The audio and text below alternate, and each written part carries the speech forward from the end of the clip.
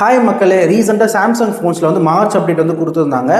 இதில் பார்த்தீங்கன்னா வந்து already One UI 6.1 stable use பண்ணுறவங்களுக்கும் சரி, இப்போது 7 பீட்டா யூஸ் பண்ணுறவங்களுக்குமே பார்த்தீங்கன்னா பேட்டரி ட்ரைனிங் இஷ்யூவும் சரி அண்ட் ஃபோன் வந்து பயங்கரமாக லேக் ஆகுதுன்னு சொல்லிட்டு இருந்தாங்க.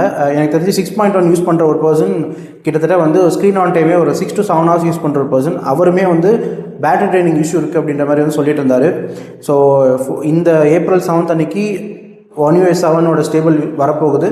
அந்த டைமில் சாம்சங் ஃபோன்ஸில் இந்த அளவுக்கு இஷ்யூஸ் வந்து ஃபேஸ் பண்ணிகிட்ருக்கோம். ஸோ சாம்சங் எப்படி இந்த சொல்யூஷன் கொண்டு வருவாங்க அப்படின்றது தெரியல.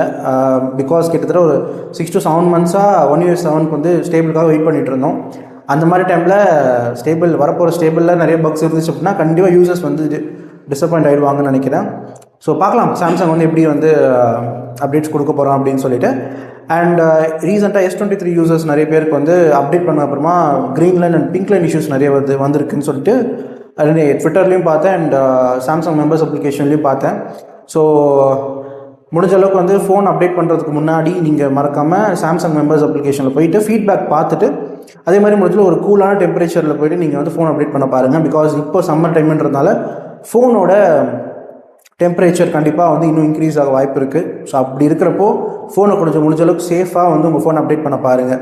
ஸோ அதே மாதிரி இப்போ யாராவது சாம்சங் யூசர்ஸ் இருந்தீங்க அப்படின்னா உங்களுக்கு ஏதாவது லேக் இருக்கா இல்லை ஏதாவது பேட்டரி இஷ்யூ இருக்கா அப்படின்றத கீழே மறக்காமல் கமெண்ட் செக்ஷனில் சொல்லுங்கள். பாய்.